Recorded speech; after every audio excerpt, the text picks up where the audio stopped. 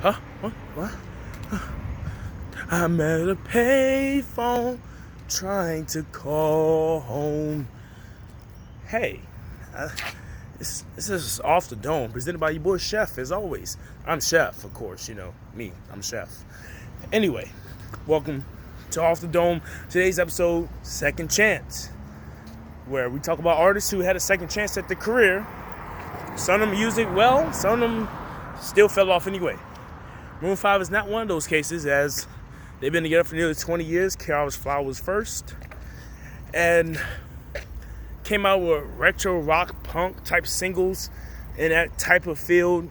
They're still considered a band, although we all know that we haven't heard one organic instrument in their repertoire for years. So they still call themselves a band, though. Anyway, that's besides the point. Their second chance came in 2010-11, at the beginning of the decade, when Misery went number one on the pop songs charts, did decent on the radio as always, but the album did not do as well.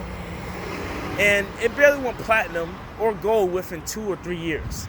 But the next album, Overexposed, that was the true big album. That had Payphone, they had One More Night, they had Daylight, they had Love Somebody. Top 10 hits, all top 10 hits. Followed by V, and now followed by Red Pill Blues. Maroon 5 figured out and have cracked the code. They've made their sound mimic what the sound of today is. They've done tropical house theme songs, such as Don't Wanna Know with Kendrick Lamar. They've done the trap type vibes. They did Payphone Wiz Khalifa, which at the time, I would say Wiz Khalifa was needed as a feature. The song would have still did well, but Wiz Khalifa does help because in 2012, he came off of his hit Black and Yellow, No Sleep, Young, Wild, and Free was a hit at the time. He was a hit maker, so Wiz Khalifa was needed. Don't Wanna Know with Kendrick Lamar was definitely needed because Kendrick was basically on top of his game, and that following year, Damn will be the #1 album of the year. So, say what you want about the feature acts on Maroon 5's projects. They all bring something different to the sales, numbers, and the atmosphere of the project. But Moves Like Jagger was known as their one sellout movement, was the beginning of the end, a lot of people say. And it's hard to dispute that, and I really can't. Moves Like Jagger was going towards the sound of dance pop that you've seen in the early 80s and late 70s. They were chasing a different type of sound, a sound that would be personified by Bruno Mars, Blurred Lines by Robin Thicke, and other retro-sounding tracks in the coming years.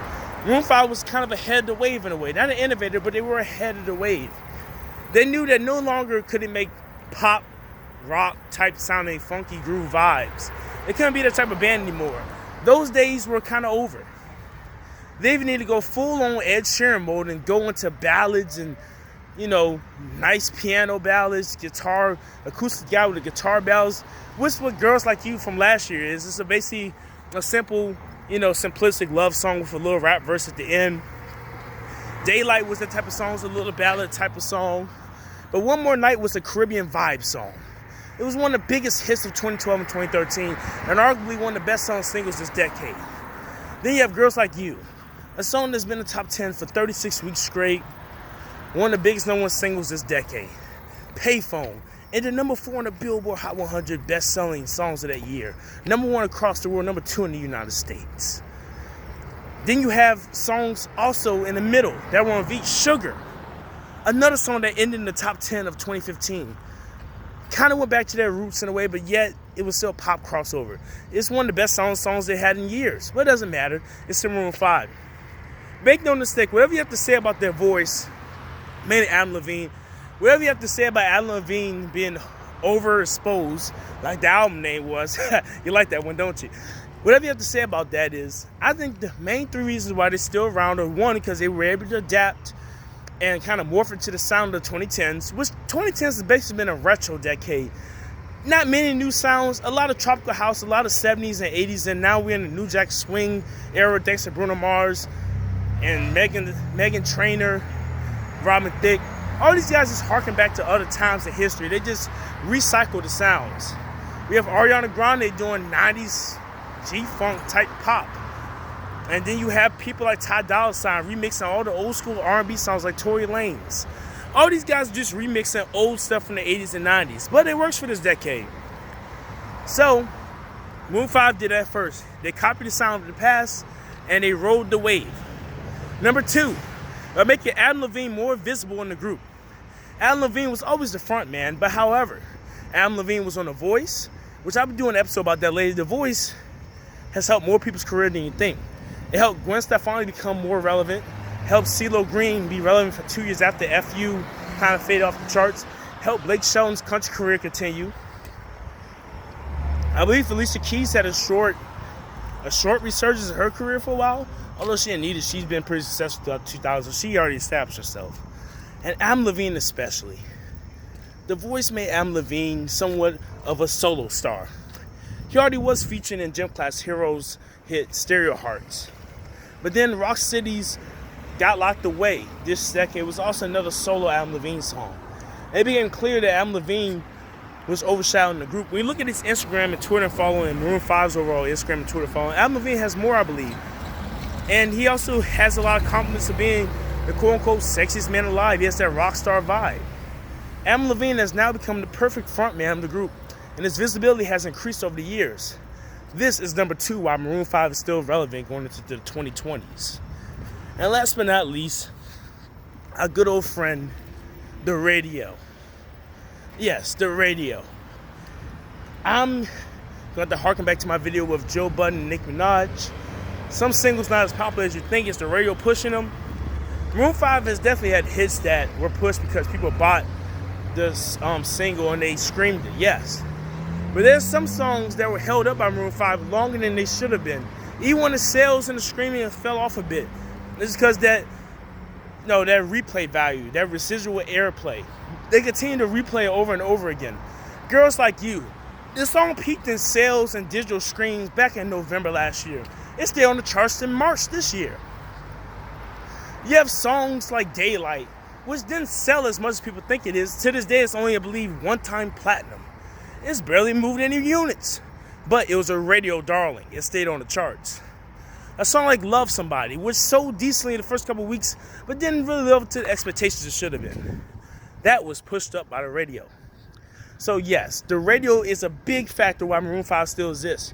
They're one of the traditional bands left they play on the radio other than Imagine Dragons and occasionally Train. They're also one of the last safe pop rock groups in the mainstream, even though they've been past that rock part. They're still considered on the radio. They still got adult contemporary. No, adult contemporary, adult alternative. They play on those stations as well. So Maroon 5 has that mass appeal for all radio platforms. This is one safe way they have kept them in your heads over the years. And these are some of the reasons why Maroon 5 still exists. You have airplay, you have Adam Levine being a crossover star, and then of course you have them riding the wave. And in the 2020s, it will be interesting to see what they would do next. Will they fall off in the 2020s? Will I be making an episode of them anytime now? The truth is, I really can't make an episode to fall off from Maroon 5, even if they don't have another hit. If Girls Like You was their last hit, I couldn't make an episode to fall off. Because look at their career. 15 plus years. One of the best selling acts of all time, singles wise. Album wise, maybe not. But singles wise, they put some work in. They have songs that are 8 times platinum, almost diamond. So, really, it's the same reason I really can't do a fall off of Lady Gaga, or even if Drake or Nicki Minaj fall off. I can't do a fall off of Nicki Minaj. I can't. Because when you have a career this long and this illustrious, it's kind of hard to even dispute that. You, like it or not, let's just say this at the end of the video. Maroon 5 have done something that many bands or even solo acts have never done. They've had longevity. Name 10 acts, groups, artists that have been on the chart in 2007 and are still on the chart to 2019. I'm talking about actually having hits and selling albums. I'm not talking about just your big album sales, because Metallica and all those guys can still sell albums, but they don't have hits on the chart anymore, and rightfully so. It happens naturally over time. When you think about it, other than Maroon 5, Taylor Swift, Rihanna, there's not many acts that can really have hits today and still sell albums. Kelly Clarkson was that type of artist.